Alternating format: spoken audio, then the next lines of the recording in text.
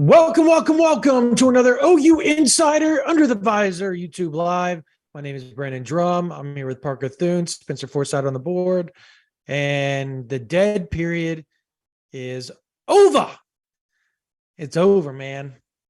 And Oklahoma is here hosting a massive junior day this weekend, where there will be 28 to 35-ish targets, offers on campus from all over the nation.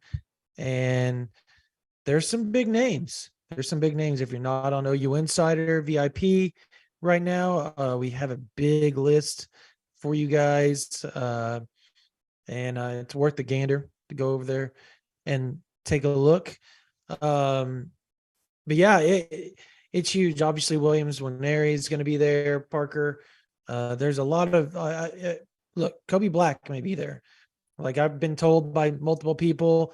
Steve Wilpong's been told by multiple people. Like this thing, it's getting louder and louder for Kobe Black. So we'll see if he shows up. But I mean, it's kind of crazy, Parker, how Oklahoma 6-7. They had the number 4 class in the country last year.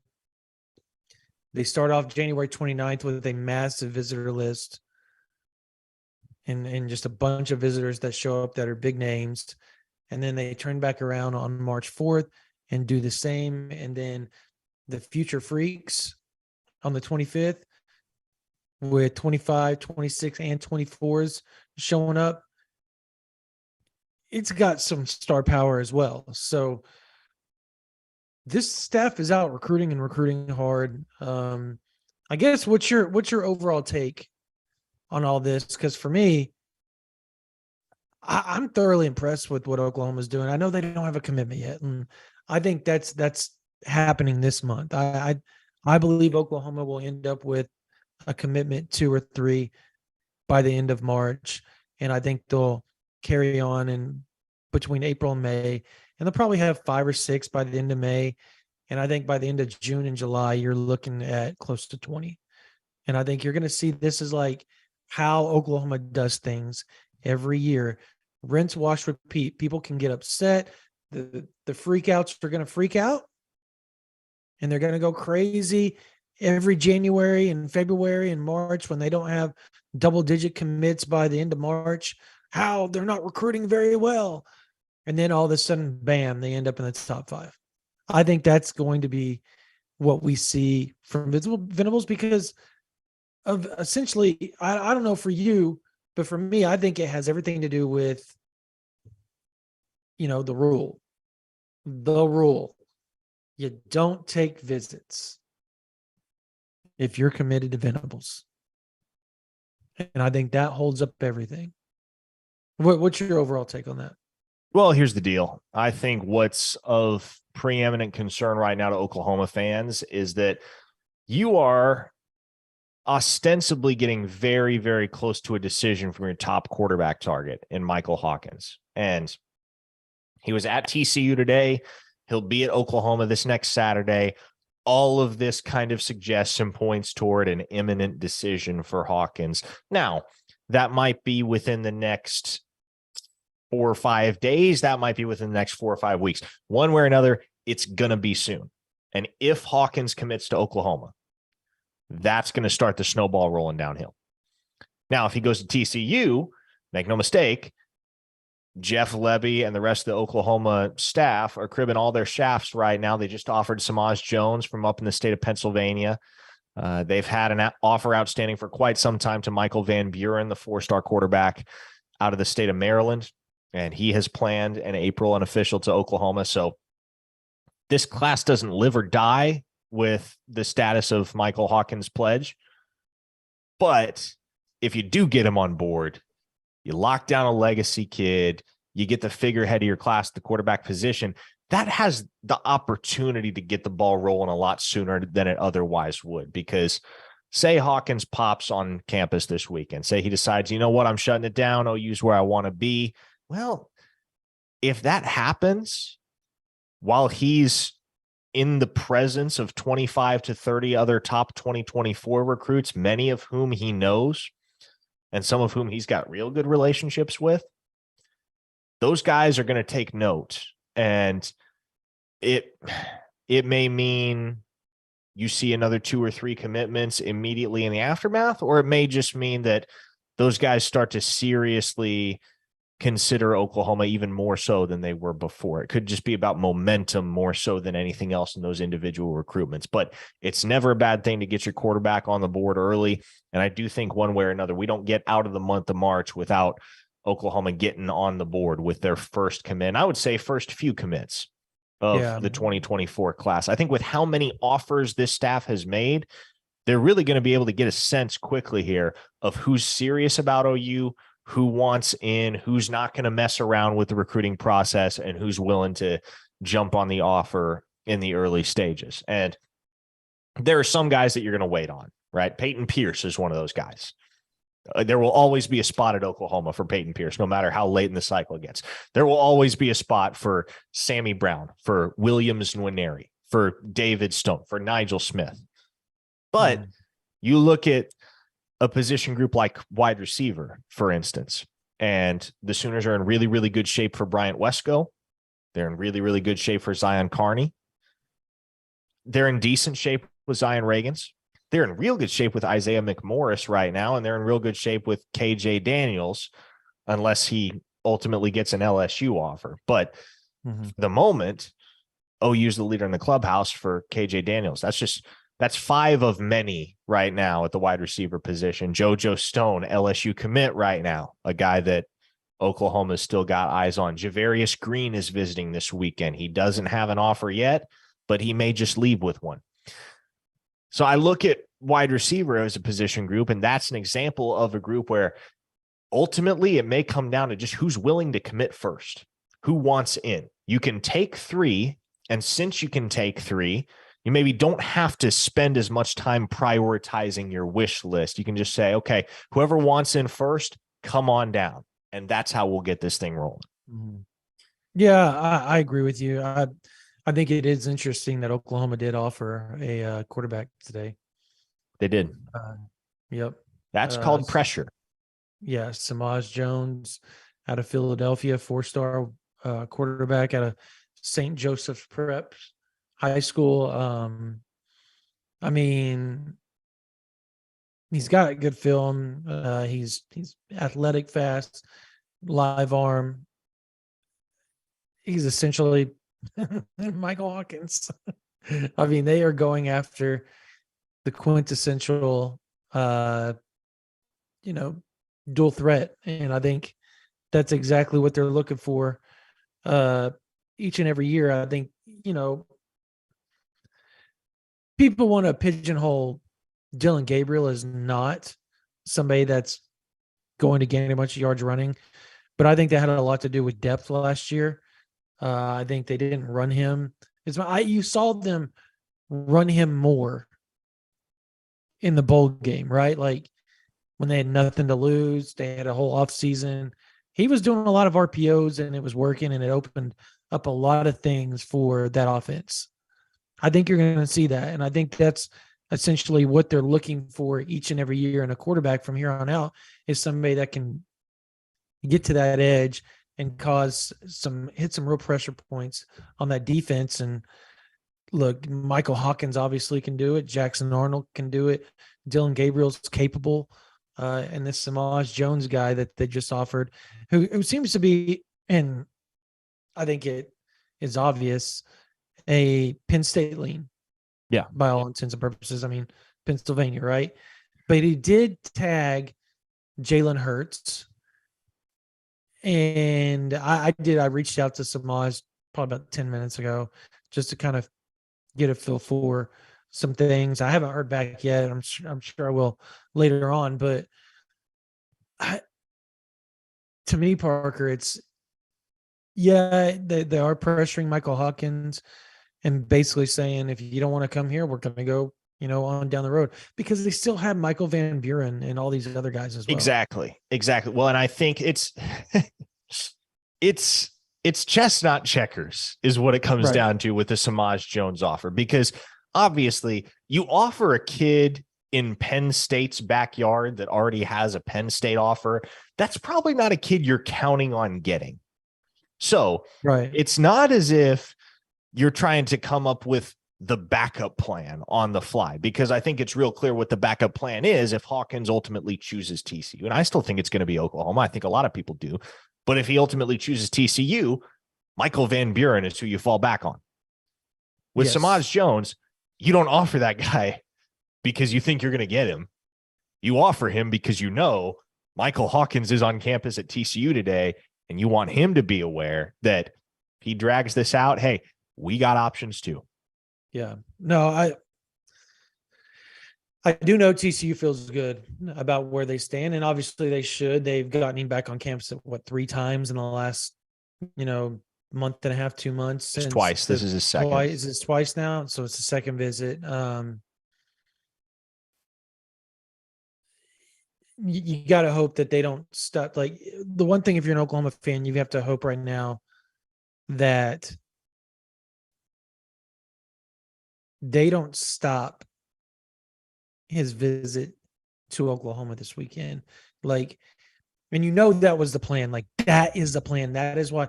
And the ironic thing and the funniest part about this whole ordeal, is that these dudes have to see each other every Thanksgiving, every Christmas, family vacations. Like, that's got to be awkward. Like, sorry, bro, you didn't get Hawkins. Like, there's got to be some awkwardness when they go head to head in recruiting.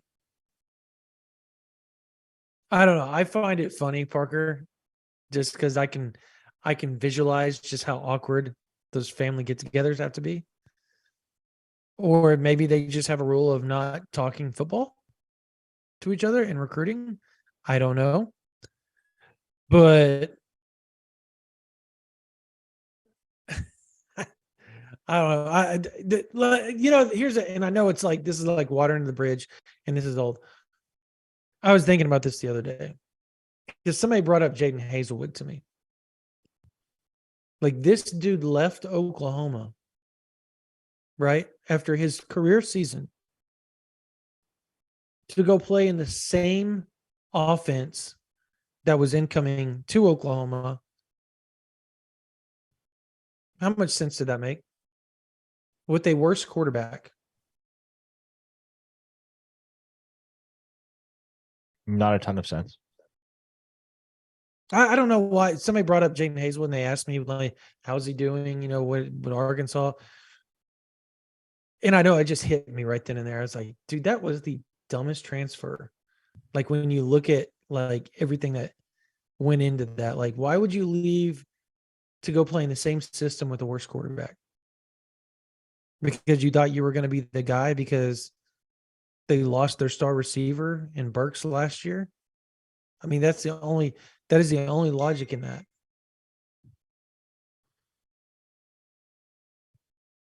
I mean, yeah, I think it was a situation. I know it's water under the bridge. I don't know. I just thought about it just because we're talking about family and all that type of stuff, because it's got to be awkward for Bryles and Levy. You're going after one of the top quarterbacks in the country and your brother-in-law's. Like, he's married to Bryles' sister. I don't know. I find it somewhat humorous, man. That's just me. Hey, we have a debate going on right now in the chat. Who puts on a better shower concert between the two of us? Oh, it's got to be me. 100%.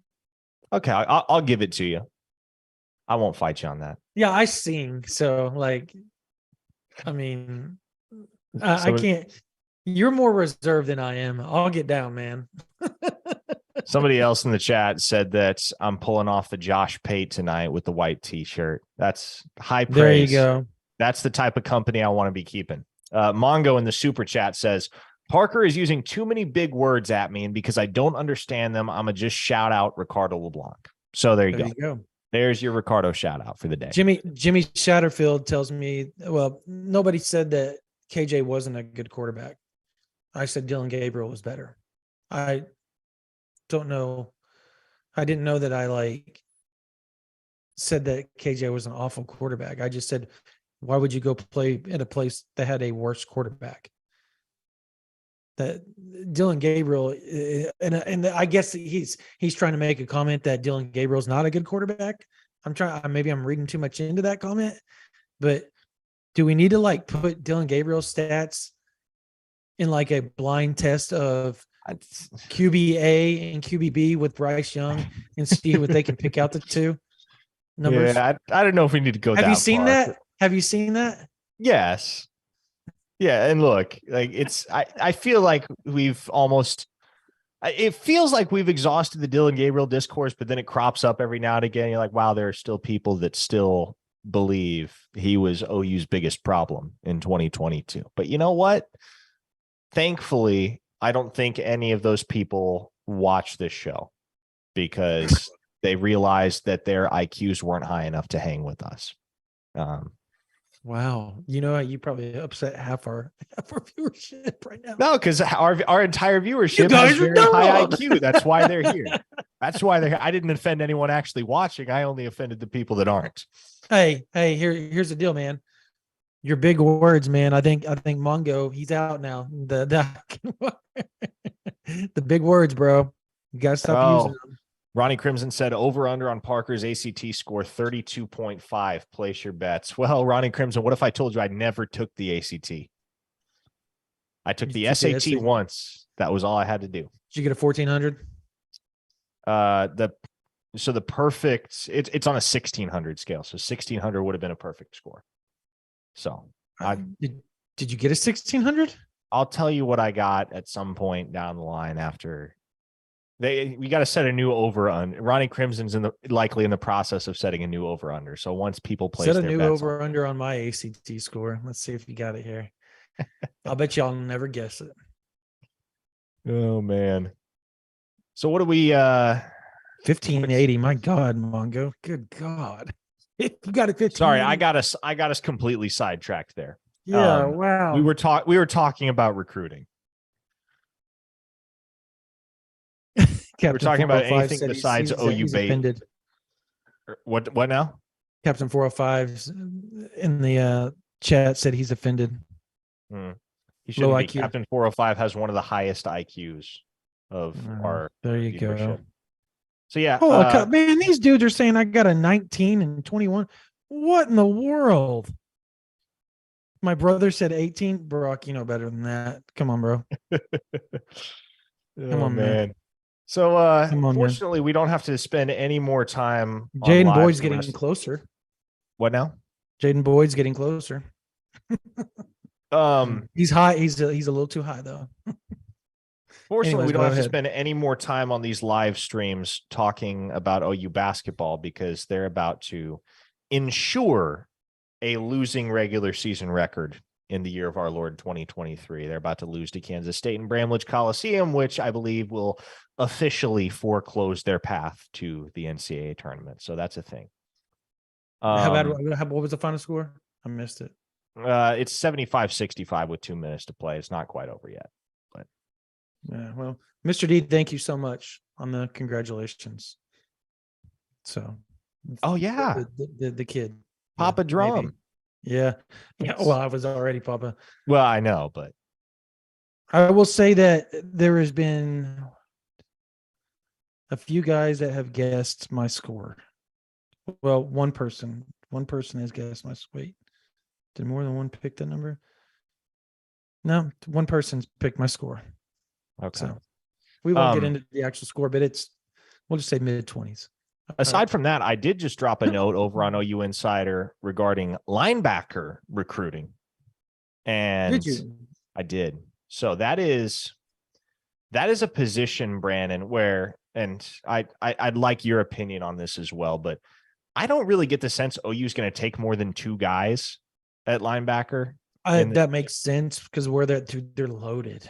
Yeah, they're not losing anybody. That's the thing. Unless Stutzman goes to the league early. Yeah, unless Danny Stutzman goes to the league early, you do not lose anybody. You don't graduate anybody this coming season. So there's a chance you have a 100% retention rate. Obviously, I imagine you will lose a guy and maybe two to the transfer portal, but even so, you don't need to stockpile any more that you already have at linebacker. And it's pretty clear at this point that the two top priorities at linebacker for Brent Venables in Oklahoma are Sammy Brown and Peyton Pierce.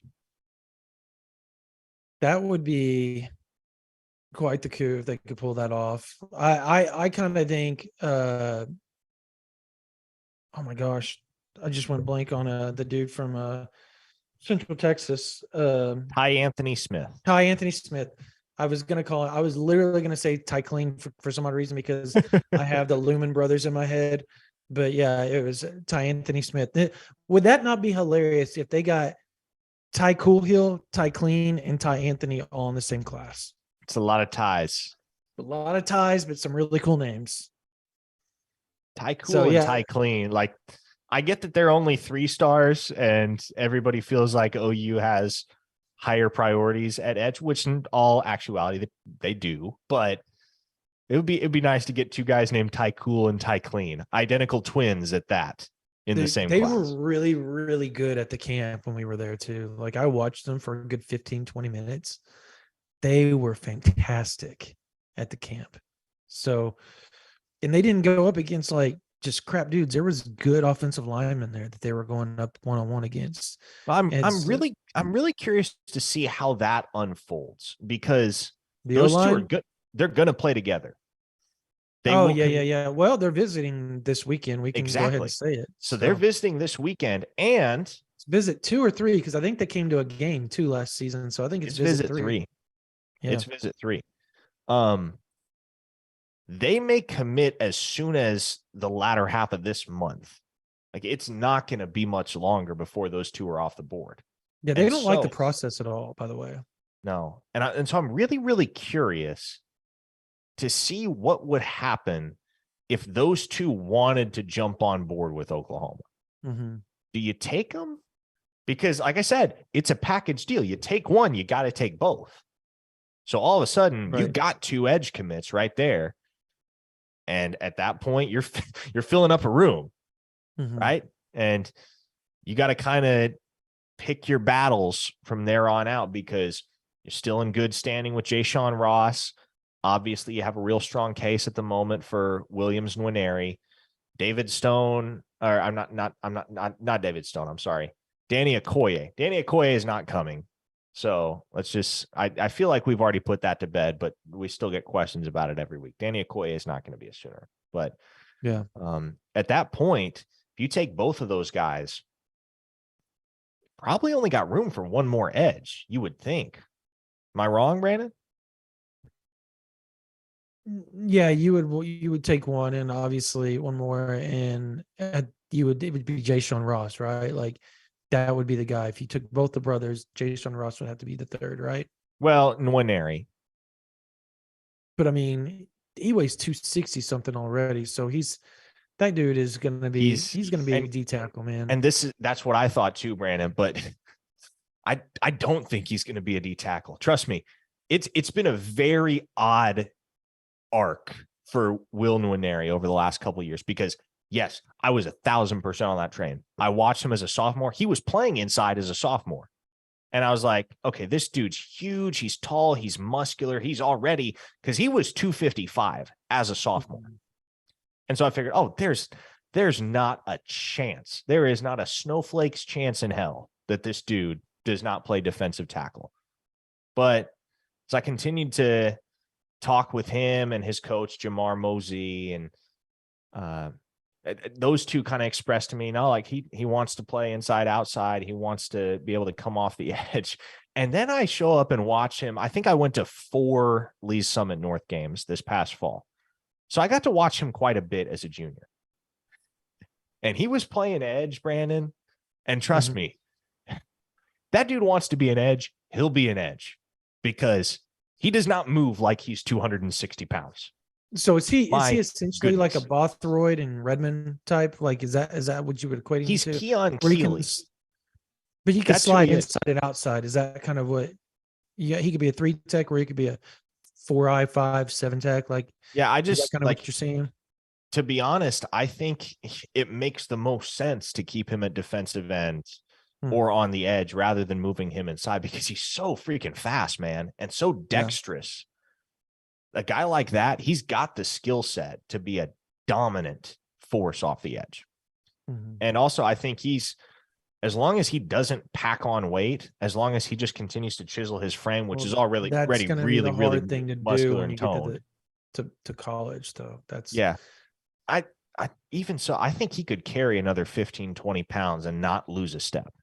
So I see that guy as, I think Bothroyd is probably a good comparison because Bothroyd's about 270. But man, I watch Will Nwaneri. I see Keon Keeley. You know, like that's a guy where you just let him do what he's good at. It's a hell of a comparison, man, because Keeley's a dude, bro. Yeah. That's a dude right there. Hey, we got to stop real quick. Alexander Hausman. I hope I pronounced your name correctly. Or it's Hausman. I'm assuming it's Hausman. $50. Really, really appreciate you. You say you appreciate us. We appreciate you. So thank you so much with the super chat. Look, and ironically, it sounds like I'm going to be going to Chicago here pretty soon for my 40th birthday here in the next month and a half, unfortunately. So do Sawchuk, do you think Sawchuk has a shot at Heisman if the Sooners win 10 plus games and he gets 1,600 yards, 17 touchdowns? If he gets 1,600 yards, number one, Barnes is hurt. Yeah, so, let's hope that's not the case. Yeah, look, and that's not to say anything about your question because it was a really good question. Now, do I think Sawchuk is talented enough to do that? 100%. Anybody that watched the Cheez-It Bowl, look, Parker and I were telling you guys all fall camp. Who was the dude that it wasn't Barnes that we kept hearing about during fall camp? It was Sawchuk. Everybody was talking about that dude is impossible to tackle. He gets out in space. He's hard to tackle in a phone booth. He just has to get a little stronger. So what did they do? They held him back. All he did was work on his strength and his upper body, getting stronger and stronger and stronger because his lower torso, lower part of his body was just strong and thick. It was his upper body. They wanted him to be able to take a pounding up top. And he did it. He put on, I think, 15 pounds. And he still is the fastest kid outside of Gentry Williams on the team. He's the fastest guy on the team. That dude ran a 4.36 40. 4.36. He flies. So he also holds the 60-meter indoor track record in the United States, I believe. Or at least he said it the year before last. I don't know if he still holds it. Somebody may have broken it last year. I don't know. But that guy is special. He catches the ball great out of the backfield. He's got a chance to be a faster Eric Gray. That's what he is. He's a much faster Eric Gray. And he complements Barnes so well because Barnes is fast. He's not as fast as Sawchuk, but he's more powerful. And look, Sawchuk showed you his power breaking tackles and all that type of stuff. But that's not what he's going to rely on down in and down out. Like that dude's going to hit the hole hard. He's going to try to break it outside or make somebody miss and try to break the long run or at least get you 10 yards. Where Barnes is going to get you 5, 6, 5, 6, 5, 6, 5, 6, and then break it. Because that's what he does, because he's that power guy. So they're going to complement each other. It essentially, you know what it reminds me of? It's kind of Sermon Anderson and Mixon Pirine. The yin and the yang. That's what they are. So I expect both of them to get close to, if not surpass 1,000 yards this year. That's my bold prediction. And I think both of them had double-digit rushing touchdowns. How about that? No, I What's your mean, take on that? What's your take on that? Go ahead. It's $50. He deserves two questions or yeah, two no, people answering the I question. said it a month ago. I think my bold take for 2023 is that both Sawchuck and Barnes rush for over 1,000 yards. And I just think those two complement each other so well. And Mm-hmm. each of them, I think what's cool about it is that they're not necessarily in a symbiotic relationship where one needs the other in order to thrive. Right? If either one of those guys needed to shoulder the full load, say you had an injury to one of the two, that could happen. Right? Yeah. That wouldn't be an issue. And so I think Oklahoma has a really tantalizing backfield picture in 2023, and one that I like more so than I've liked a backfield tandem in at least 5 years at Oklahoma. Right. I'm bullish on what Barnes and Sawchuck are going to bring to this offense in terms of the 1-2 punch out of the backfield. And honestly, I think Dalen Smothers, and somebody mentioned him in the chat, I think Dalen Smothers might see the field a little bit as well. Yeah. People look, first off, Mr. D, love it. James Allen, Gerald Moore. That's a blast from a past analogy that a lot of people may not get. From 1994 and 1995, they were some dudes, especially during Schnellenberger's season.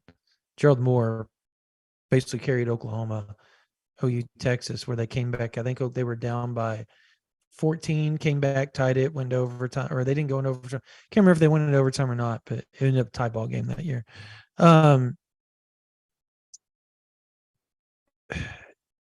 Just went totally off what I was just thinking here. But what did you say just a second ago? I totally went blank there, Parker. No, I said I think Barnes and Sawchuck both run for 1,000+ Yeah, yards. yeah. I think Dalen Smothers has a role too. Oh, I was going to tell you, people tend to keep forgetting about Marcus Major. Like, but I don't think they forget about Marcus Major. I think we just kind of come to the point where, well, then everybody needs to tell the coaches that, because the coaches think he's going to be a dude. Like DeMarco and all these other guys are still so high. Like Lebby was still gushing over him. Like they all still gush over this guy. and I get it, and I hope it happens for his sake, but it just feels like same song, umpteenth verse at this point, you know? Yeah. Well, somebody's bringing up Jeff Frazier, Mr. Westmore. There you go. So Drew England keeps asking about the tight end room. I mean, the tight end room is pretty obvious. It's Austin Stogner's room. And I think Helms is going to play quite a bit but he's going to be more of a split out, more of a wide receiver, a big wide receiver, big mismatch type guy. And I think they're going to use Stog in that aspect as well, but he's going to be more of their inline, physical presence, because that's one thing he picked up when he went to South Carolina was how to be a physical inline tight end blocker. And I think that's going to come to, you fans are going to see that as a big strength for him now.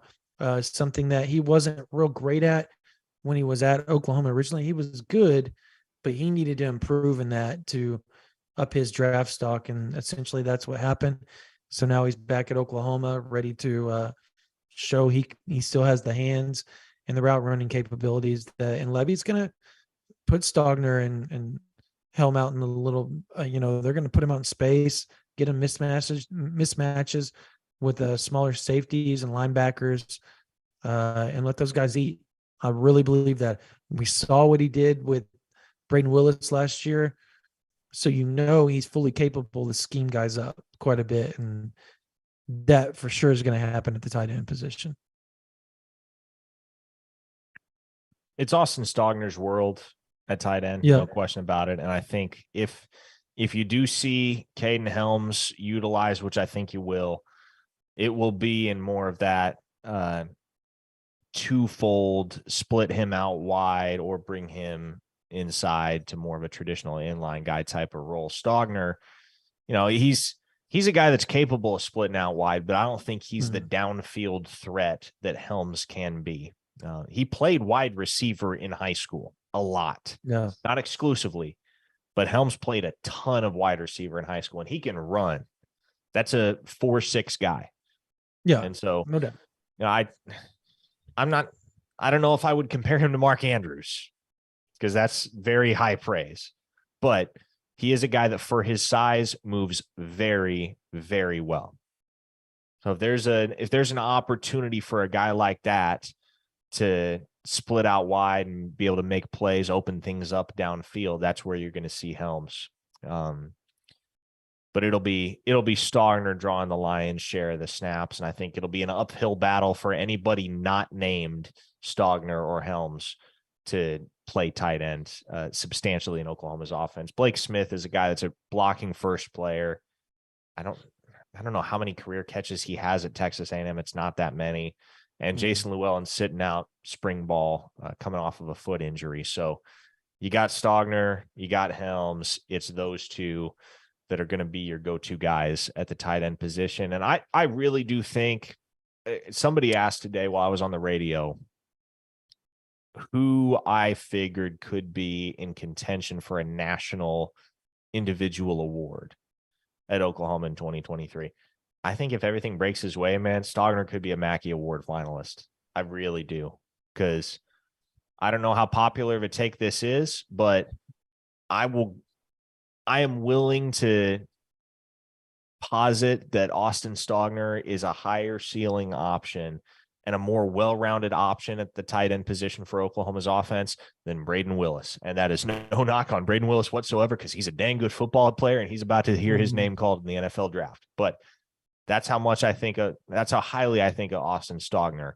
And when he's been at the top of his game at Oklahoma in the past, he's been a mismatch, man. An absolute mismatch. There's no better example of that than and it's weird that we forget it. I hope it doesn't go forgotten among the fan base, but that catch he made in overtime in the Red River Showdown in 2020, that is peak Austin Stogner right there. That catch in Bedlam, the fade route from Caleb Williams was over two guys as well, was pretty epic. That put Oklahoma, I think, up by 2 scores at that point. I mean, it was he's had his moments where he's been downright special, and people tend to forget that. So, and I think it has a lot to do with the injury, or that's what you want to call it. Staph infection, all that, I think, kind of overshadowed some of his, moments. But he's got a chance to be really, really, really, really good here in the very, very near future. And I think people are going to get to see it during the spring game. I think that's one thing people are going to be really excited about, is catching. You're seeing him catch a few passes. I think once he catches a few passes, you're going to see a big standing ovation, I believe, from the fans, because everybody loves a guy that comes back and shows their love for the university. And that's something he's done. People are asking, when is the pro day, Parker? Do you want to tell everybody when the pro day is? Oh, when is the pro day? That's a good question. I thought it was like March 4th. I tweeted it out when Venables said it. Yeah, Venables did say it, but it went in one ear and out the other, and I completely spaced on it. Yeah, I'm trying to find it.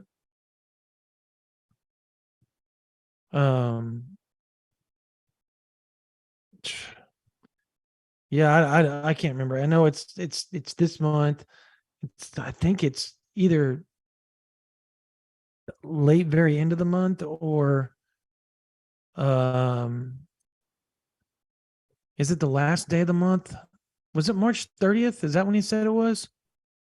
That's what the chat's saying, which last year was March 9th. Okay, hold on. Let me look at the chat. I wasn't even looking at the chat. Hold on. Yeah, March 30th. There you go. That's what everybody's saying. Yeah, March 30th. That's what I thought it was too. It's on my dad's birthday. That's all. That's how I was remembering it. So, yeah, pro days at the end of the, and out of the guys that went to or that were invited to Indianapolis, who else do you think will show up for the pro day? Oh man, pretty much. I mean, pretty much everybody shows up at pro day. Everybody that has half a I prayer know, being but okay, drafted. a guy that we think they didn't get an invite that may have a chance to do something and get drafted or at least get on a practice squad. Guy that didn't get an invite. Justin Broyles. Yeah, he had a really good whatever game he was playing in. And look, people hate Justin Broyles. Oh my gosh. I heard I said Justin Broyles' name, and there were some people watching that covered their ears and winced. Oh, But guarantee I can look down the comments and say, "There's no way he's going to get drafted." Well, here's the thing: is that he showed out of whatever game and whatever practice they were doing. wait, Like people were talking about him at whatever event he was at. yeah, you know what? I just saw it on Twitter over and over and over. You know who else? CJ Colden. Deshaun White. CJ Colden. CJ Colden, Deshaun White. That's a guy that Jeffrey Johnson. That's a good one. Yeah, I forgot about him. There's some guys. Okay. Dude, of the guys, the more you start talking about this, the more frustrating you have to be as a fan to sit there and go, how in the world did they end up 6 and 7? Yeah, and it is frustrating. But of the guys that I think have a chance to play NFL football that didn't get a combine invite, I'd probably say CJ Colden, just because Justin Broyles is very well respected among NFL scouts because he is an incredibly smart player. Special teams, man, all day long. Justin Broyles, and I don't know that people have squared with this or understand it. Justin Broyles, you want to talk about a film junkie? You want to talk about a guy that is addicted to football? It's Justin Broyles, and he is a leader. Not only is he a football junkie, but he is a leader. He is well respected by his peers. He's a leader of men, and for that reason, he's got plenty of admiration from NFL scouts. Obviously, the glaring caveat is that he just hasn't been very good or very consistent. And so I don't know that guy has a career ahead of him in the NFL. And I thought maybe at the end of 2021, he was starting to come around a little bit and make plays. And then, and I love JB. I think he's one of the nicest human beings you'll ever meet. One of the best people. His family are salt of the earth. Yeah. So if there's anybody you want to see like really be successful, he's one of those guys you cheer for over and over. And fans wonder why. They're like, why do y'all cheer for him? Well, get to know the kid and his family and then come talk to us. Like that's why the coaches love him. Like, that's why everybody that's ever met that guy cheers for him. But all fans see is they see the Peach Bowl. They see a 6'7" guy in the Cheez-It Bowl go up over top of him and just rip the ball from him to put them in field goal range to win the ball game. And in reality, it wouldn't have mattered who was guarding, covering that guy. He was coming down with that ball. He's 6'7". There's no 6'7" DBs walking the face of the earth. That's why it's called a mismatch. That's why he's going to get drafted fairly high. So, I mean, it is what it is. So to tie a bow on the thought I had, I think CJ Colden should have stayed another year at Oklahoma. That said, I still think he's a guy that could have a future in the NFL. And I'm very excited to see what he can do at pro day in terms of what he runs, because he's not the fastest. He's not slow by any means, but he's not the fastest cornerback that you'll find. And generally, if you're going to take a chance on a cornerback late in the draft, you're going to find a guy who can run. And so maybe that puts CJ Colden behind the 8 ball a little bit, but anybody who watched him in 2022 knows that he just has an innate feel for the position. He's very technically sound and he's opportunistic. And you want to talk about a guy that, much like Justin Broyles, is an absolutely phenomenal human being off the field. So too is CJ Colden. So definitely hope he gets a shot. He's, again, like Broyles, one of the guys that's easy to root for. So No doubt. People are talking about the cheetah position. I have to say, like, I feel like this is, you know, it's like people got a member got upset with me calling the wide receiver coaching position musical chairs when it was after the 2021 season. It was like, who wants to be the wide receiver coach at OU? See how long you can last. And that's not to say the program is like in disarray or anything like that. It was one position, one coaching position. But I digress. Here's the deal. They have so many guys playing that position right now and that they're looking at. Like you heard Brent Venables say, well, Pearson's going to get a look at that, and Bowen and McCullough, and don't forget about Justin Harrington. So there's like a horde of dudes, and they're like some of your best players on the defense. So that right there shows you how important that position is. Number one. Number two, what I just named, the players I just named, Parker, in 2021 and 2022, if you could sit there and go, oh, Deshaun McCullough, Peyton Bowen, Justin Harrington, Pearson, yeah, that's all they have, as depth at the cheetah position. Like, that's unheard of, dude. That is spoils of riches, man.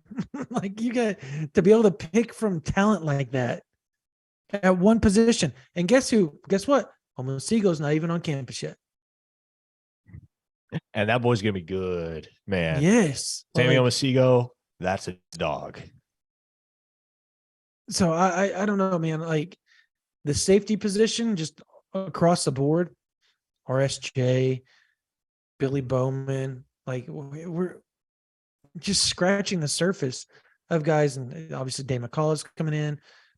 Kendall Dolby can play corner. He's starting at corner, but he can play safety and corner. Like, they are so loaded on the back end of the defense right now.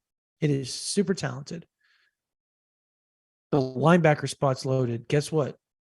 If they could just figure out the defensive line and it just be average, just average, where they get 3 or 4 sacks a game, where they cause a turnover a game,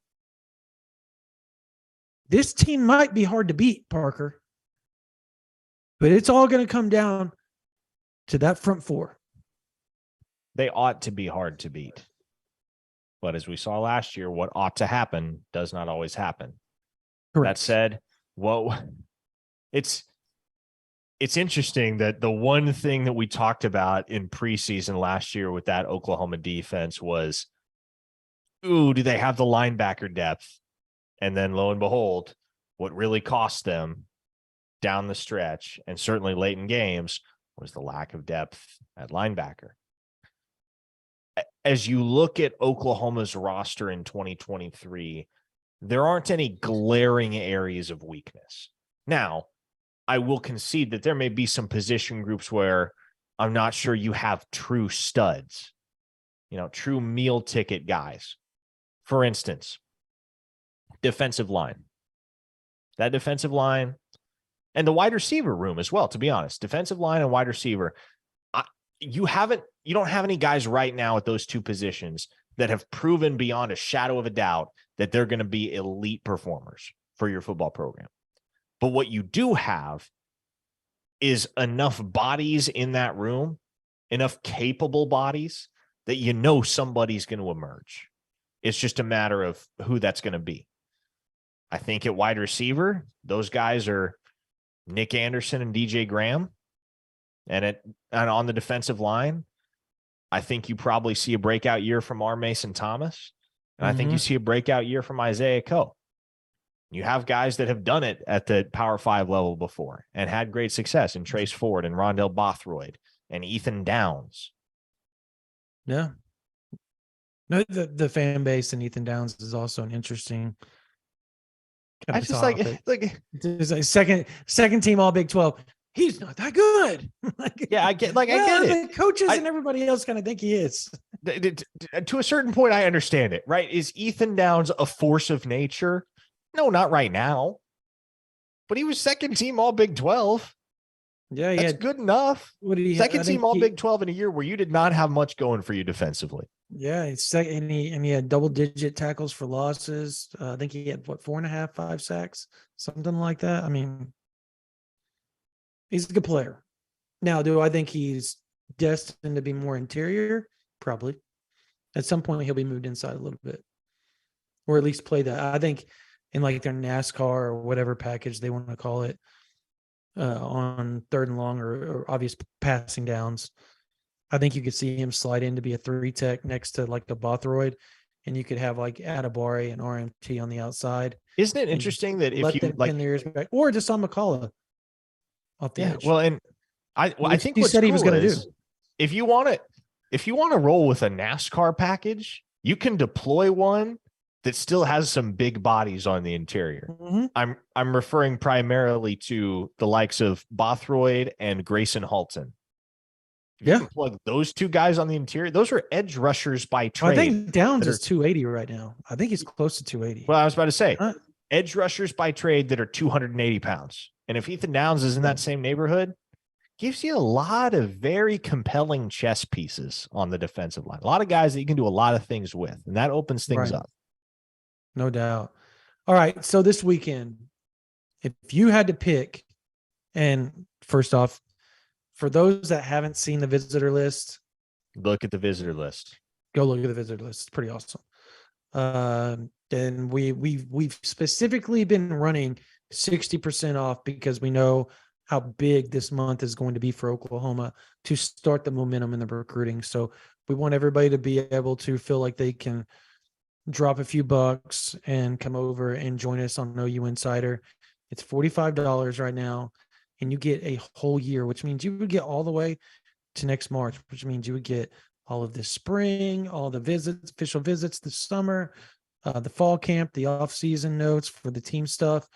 You would get the season, you would get all the recruiting stuff, national signing, both national signing days, the bowl, all the camps and All-American games and all that type of stuff that we'll be covering for you guys.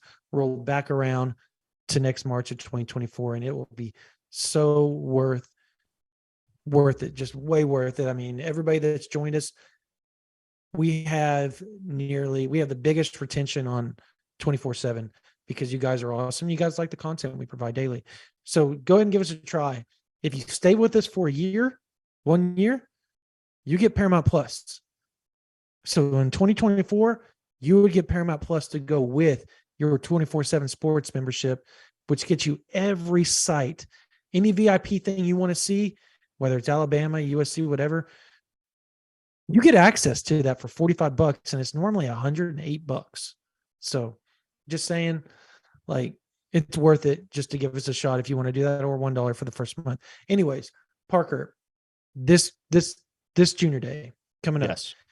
Pick one guy you think will be commit or could commit within 2 weeks after the junior day or at the junior day. And this is a guess, folks. We're not saying it's going to happen. We're guessing. Here are the three that jump to mind immediately: Michael Hawkins, Xavier Robinson, and the Lumen brothers. Those are the three for me. Well, the four. Okay. Technically. No, I like those. Now I'm going to have to go, as I asked the question, leave it to me to not have looked at the visitor list, and since you took the guy that I wanted to take.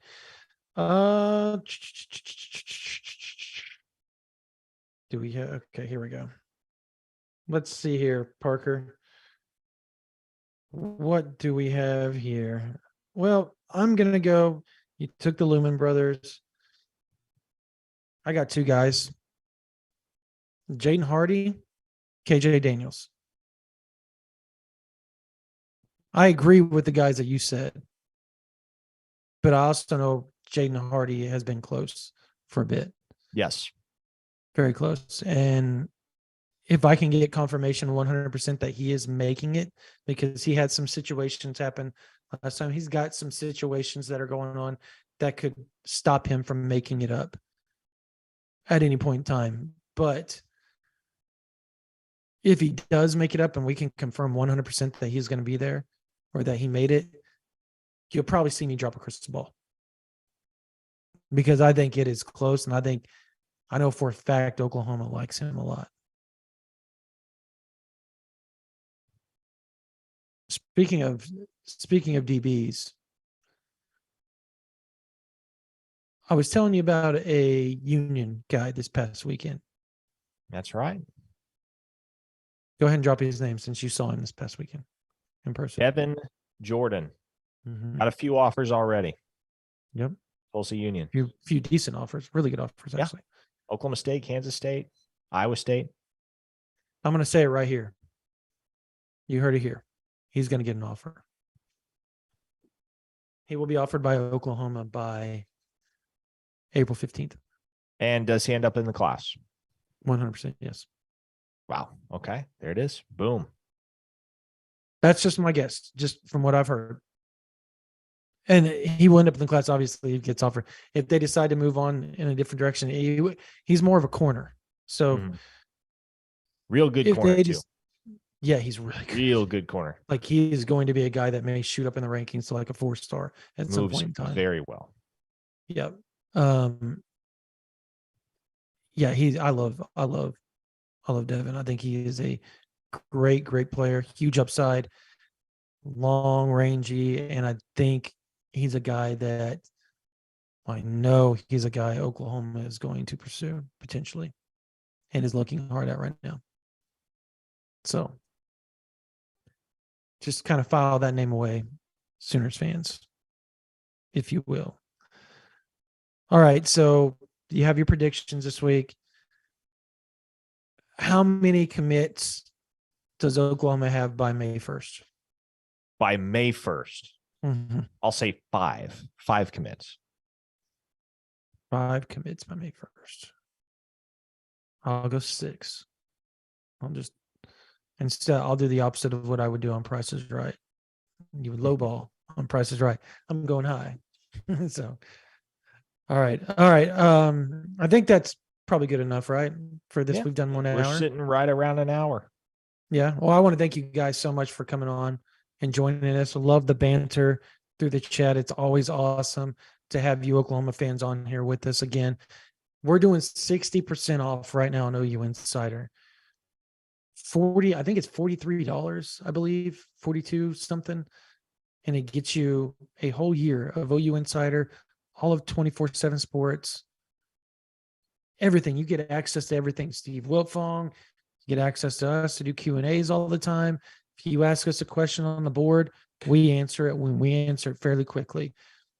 Our PMs are always open. Like we're open to you guys so that you guys are in the know and knowledgeable. And we bring you team notes. We bring you recruiting notes every day. There's big junior days coming up, 3 in the next month and a half. And there's obviously the spring game that's going to have a ton of visits. We're going to have that full covered for you guys. We're going to have all our predictions. I'm doing a class prediction here in the next week. It's going to be up. I just wanted to start to see some visits happen so that we had a better feel for things. And I wanted to get out and see some guys in person and kind of get a feel for how things were going on a national basis before I dropped my first. And I've always done it in March anyway. So this is the time I've done it, and I've always done it. So this week, not this week, but next week, you will see a brand new first installment of the 2024 class predictions, and it will be in depth. And if you want that, and you want Parker's predictions, and you want full coverage of the junior day and all the junior days coming up and spring practice and what's going on with the team stuff behind the scenes and all that type of stuff, OU Insider is the place for you. We take big pride in what we do and bringing you guys information, and it being solid, factual information of what's going on, whether sourced or whether you guys know or whatever, quotes, all that type of stuff. We want to bring it to you, and we want to make sure it is as up to date as possible, and that you guys are in the know at all times. If you want to just give us a try, $1 for the first month, $9.95 afterwards. So you got the 60% off offer, where you get 60% off $108 value, which will make it only $42, where you can try it $1 for the first month, then $9.95 after if you like us. We would love to have you guys on there. We're one of the largest 24/7 sites. We are the fastest growing 24/7 site year to year, 2 years running, because you guys have made that possible. All you Oklahoma fans, we feel super blessed to be able to do this for you all. If you guys are done with us and you still want to talk Oklahoma football, Travis and JP, go to their YouTube channel, and they've got their live coming up as well. So that's going to do it for this version of the OU Insider Under the Visor Sooners podcast, or it's YouTube live, excuse me, not podcast. It is a YouTube live. Sorry, I'm so used to doing that, Parker. Yeah, that's it, man. We're going to go out of here, man. Y'all, peace.